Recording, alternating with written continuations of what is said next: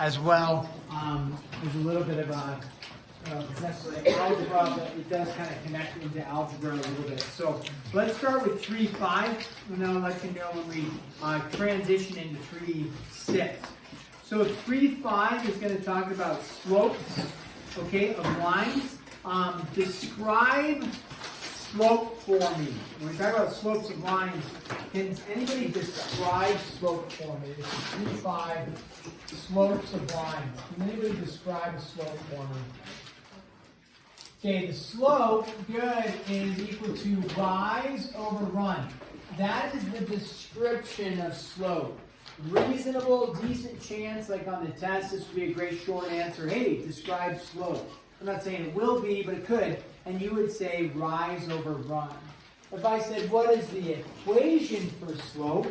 Then we're looking at something like this from our algebra days, where we use the letter M because it's Latin.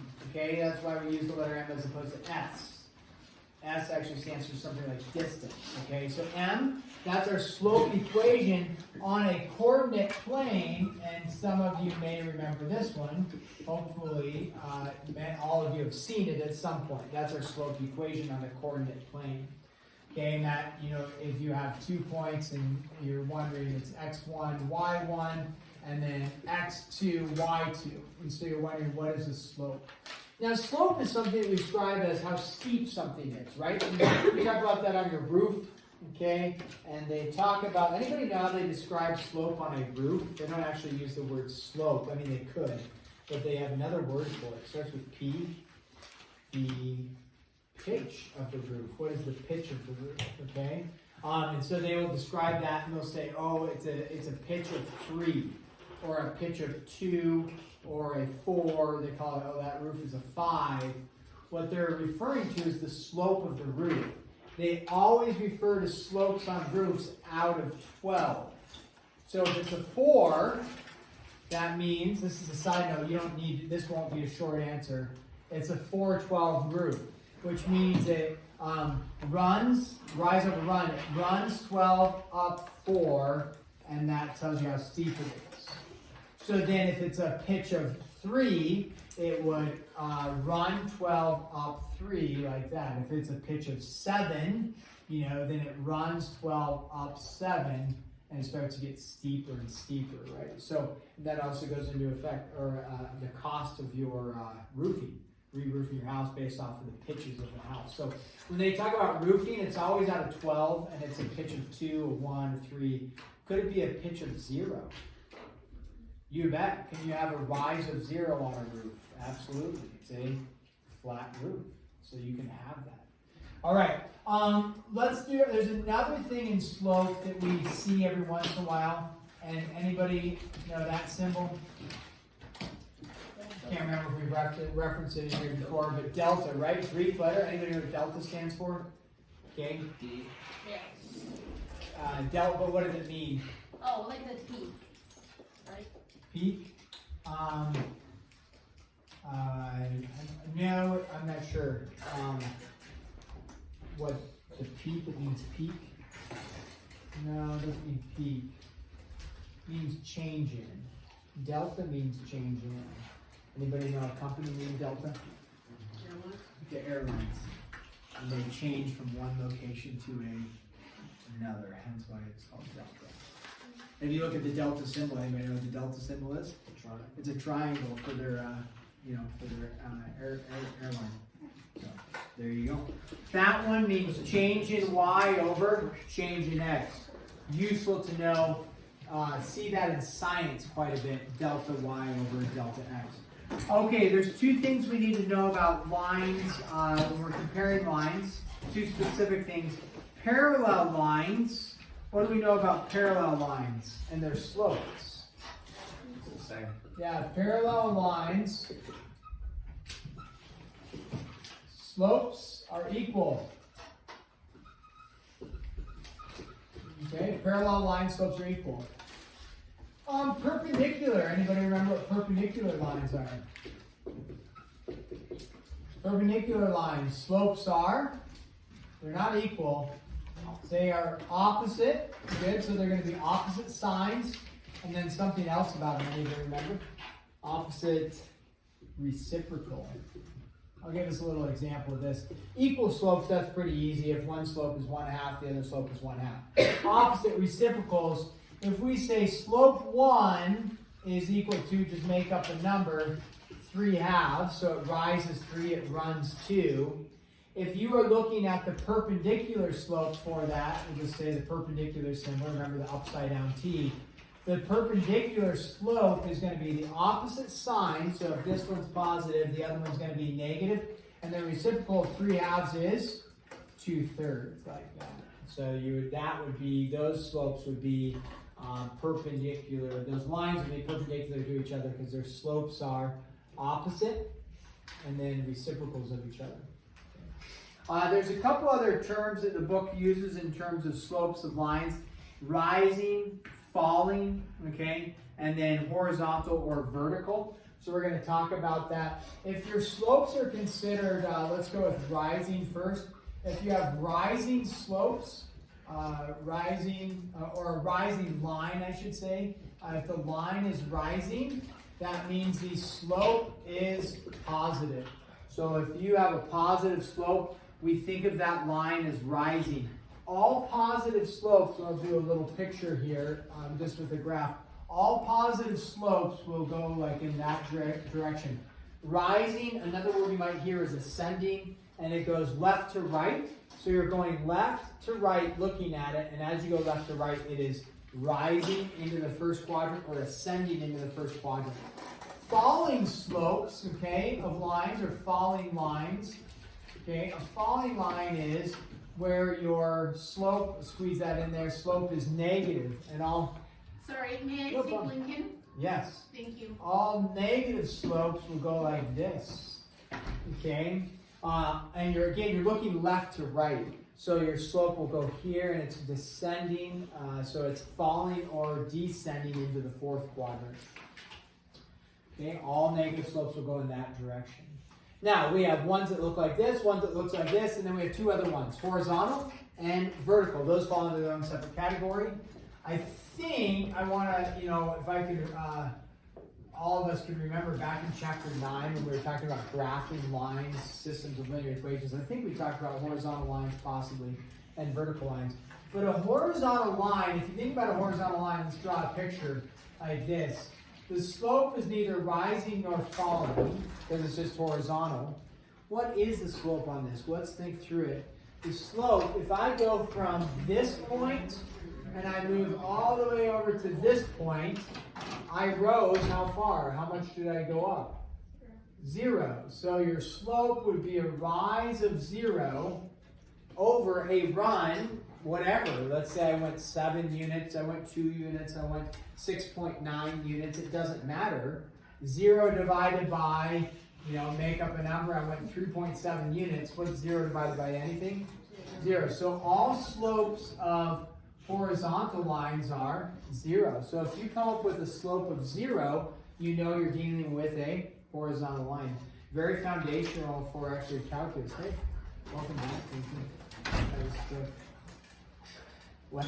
I just had to give something to a teacher. I had no idea what was happening, that's why I just grabbed all my stuff. Because they didn't tell me anything, so I just grabbed it. All right, you thought you were done? I was confused. You were. Okay, actually, you thought you were getting out of here. They sent you back. All right, vertical. So a vertical line is neither rising nor falling, it's just vertical. So when we think about a vertical line, let's talk about if you were going from this point, and it doesn't matter, we go down this way, okay? If we think about slope, we say, okay, rise over run. We say, hey, I went from here down to here, or I went from here up to here, it doesn't matter. What is my run? What's my left and right? If I go from here up to there, what's my run left and right? 0. So rise over run, I ran 0. Can you divide by 0? No. So what is the slope on a vertical line? No solution. If you write undefined, that's acceptable as well. That's probably even better, is undefined. Okay, if you write no solution, that works as well. So undefined, there is no slope. So a slope of 0 is different than no slope. Because the slope of 0 represents it has a value of 0. As no slope, undefined slope, no solution, that's a vertical line. Yeah. Is it anything divided by 0, 1? No, it is not. It's not defined. Anything to the 0 power is 1. So if you have like 6 to the 0 power for exponents, that's equal to 1. So yeah, that's kind of a unique one that confuses people. So that's a side note. Leanne was asking about that. Okay, so we talked about falling, we talked about rising, horizontal, vertical, and then I think that looks pretty good on most of the stuff that I think you're going to come across. I want to just do a couple problems on finding the slope, okay? And this is going to be, okay, find the slope through the given points, find the slope. And we'll call this number 1. And we have 2 points that are going to be given to us. We'll go 21, 12, and then we'll go -6, -4. So if you're given 2 points, you don't have to graph them. You could if you wanted to, but we are going to find the slope between those 2 points. We would just come back over here to our slope equation right here and use the slope equation to find the slope between them. It doesn't matter which one's y1, which one's x1. However, if I decide that this is x1 and say, okay, I'm going to let that be my x1, this one has to follow and be y1. You can't say that's x1 and y2. That's the only thing. So usually I take my second, I call this my second, but it doesn't matter which one you choose. So we would say, okay, if I go y2, we would go -4 minus 12, as you take your y's and combine them, over your x's, and -6 minus 21. And that will yield for us, what is that, -16 over -27. Therefore, it's a positive 16 over 27. So it rises 16 units, it runs 27 units. Is this line between these points rising, falling, vertical, or horizontal? What is this going to be of those 4? It's going to be, let's go over here, it is a rising line because it has what kind of slope? A positive slope there. Again, just to show this, you could choose, you could say, what if you switched it around? You said, I'm going to go 12 minus, right? So it's always minus 12 minus -4, and 21 minus -6. That's going to be plus 12 and 4 is 16, 21 and 6 is 27, right? So you get the exact same thing. It doesn't matter which way you go for that. There's another, if you see one like this, let's go with 3, 5, and then 1/2, 5. Okay, looks a little bit different because I have a fraction, but that's not the goal. The goal is to look at those 2 points. You could do the slope equation, but that's also not the goal. The goal of putting that one up there is to identify something that's a little bit unique about it. Anybody recognize something about it? Those 2 points. Yeah, Jack? The same y. Yeah, the same y value, right? So if it has the same y value, okay, what kind of line is that going to form? Is it going to be a horizontal or a vertical line? Vertical. Horizontal. No. Okay. Wait. Okay, take a pause, think about it. Horizontal or vertical? One of the 2 is happening. Vertical. Okay. Vertical, horizontal. It's good. One way you can do it if you're a little unsure is this graph, like over 3 up, 5 units, and then over 1/2 up 5 units, right? And so if the y value stays the same, what kind of line is going to be formed? Horizontal. And if it's a horizontal line, what kind of slope are you going to end up with? A slope of 0. Now, you can definitely do the slope equation on that. Some people recognize, oh, y is the same, it's a slope of 0. If you don't recognize that, it's no problem. You just go y2 minus y1, maybe you go, oh, 5 minus 5 is 0, done. And if you don't, that's fine. You can just keep going like 1/2 minus 3, and then simplify from there. So it's fine if you don't recognize that, but if you do, it can save you a little bit of time. Okay, graphing some lines just to confirm this. Well, actually, let me backtrack. I don't think I need to do a whole problem. If I said this is the slope of this line, which it is, 16 over 27, what would a slope of a parallel line be? I'm going to kind of backtrack.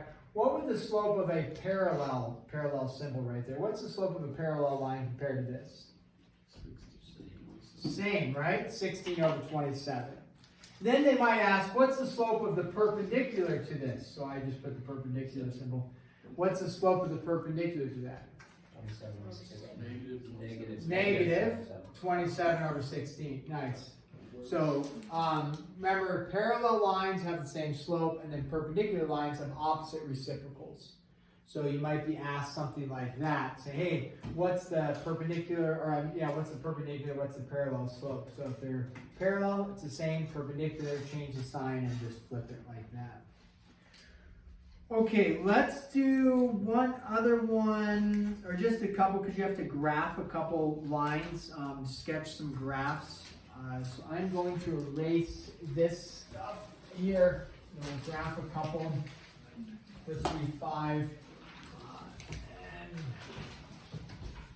Okay, if it says graph,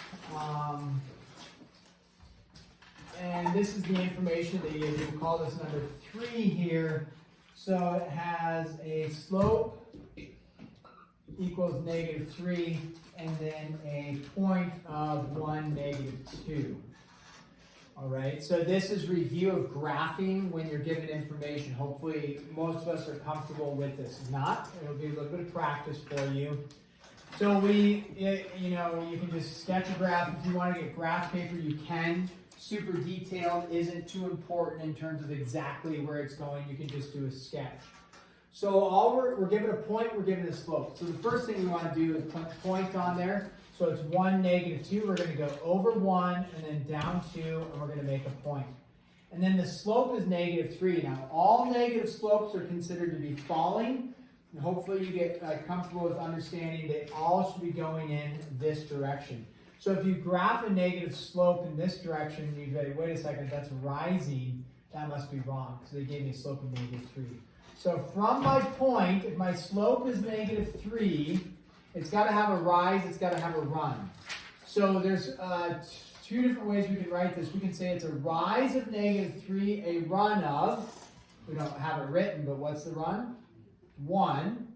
Or it's a rise of 3, a run of -1. Either way, -3 divided by 1 is -3. 3 divided by -1 is -3. So if you said a rise, typically we put the rise on the numerator for whatever reason. So down 3, right 1, something like that. Or you could say up 3, 1, 2, 3, left 1, and go like that. And then you would just graph the line like that. Either way, both of these will get you to the same spot in terms of like graphing the line. Okay? So that's what you would do on one of those. Then, let's do that one, and let's do number 4 here. Slope equals 0, and then the point it passes through is 2, -3. Okay, slope of 0 passes through 2, -3. So we will go, we'll graph this. Okay, you're going to start with a point of 2, -3. So over 2, down 3, we get our point. And then we got to look at our slope. Okay, slope of 0. Sometimes people get a little confused. So like, what do I do? Because the slope of -3, nice, down 3, right 1, we're able to graph another point. The issue is with the slope of 0, you actually have to go back and remember what kind of line has a slope of 0. It's either a vertical or a horizontal. Which one is it? It's a horizontal, yeah, because it's a rise of what? Rise of 0, and then it just has a run. So all you would do is take your point and do what? Graph a horizontal line, like that. If the slope, you'll have one that says it's undefined. If the slope is undefined, what kind of line are you graphing? vertical line as well. There. Okay, so that's the basics of that. We are going to cruise on to 3-6, parallels and distances. This one is not, shouldn't be too difficult for us on 3-6. So I'm going to erase this stuff and then we'll just look at a couple real short things on 3-6 and then get you going on your homework. So on 3-6, it talks about parallels and distances. Okay, and let's take a look at. Okay, there is a definition on this, and the definition is the distance from a line to a point not on the line is the length of the segment perpendicular to the line from the point. Whoa.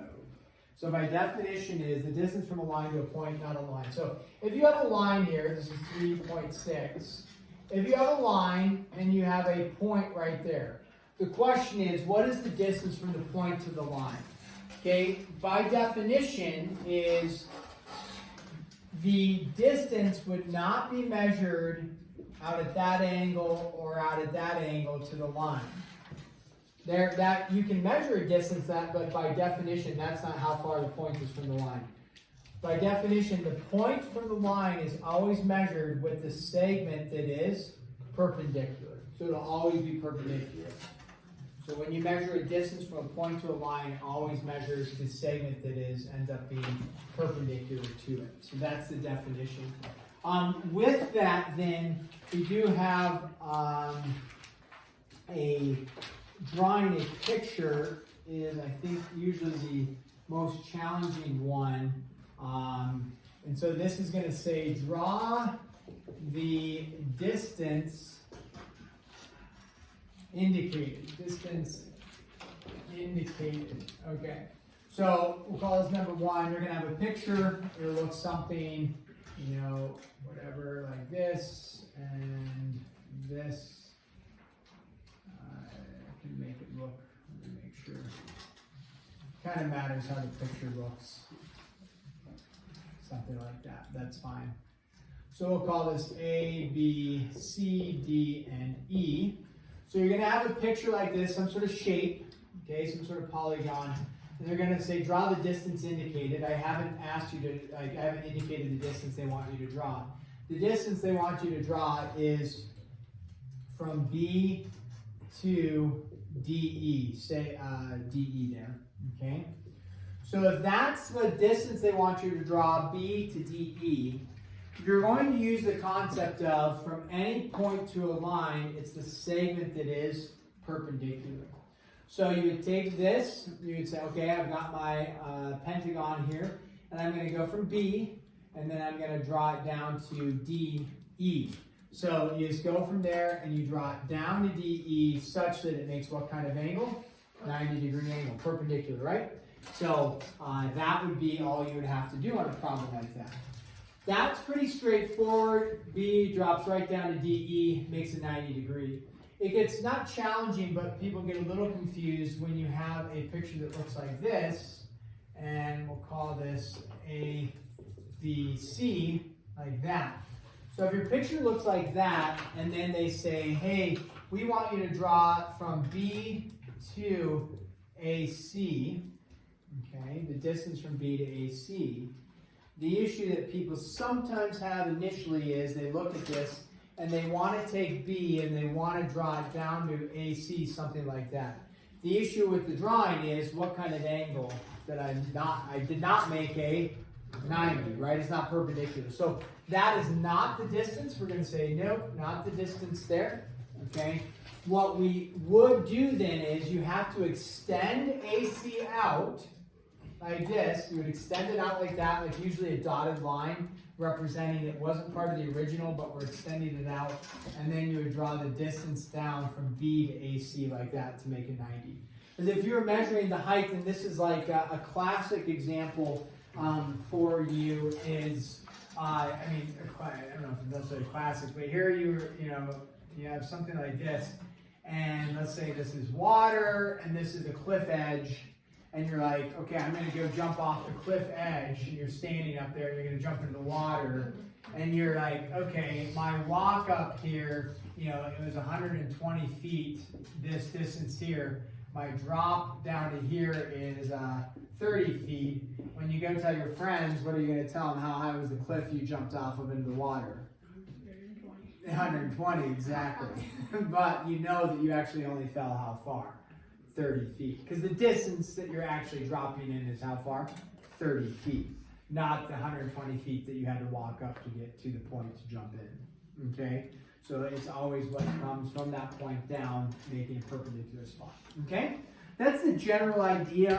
There might be a few other random things in there, as there usually are with geometry stuff in 3.6, but that'll give you enough to get going, and we have the remainder of the time, a solid like hour.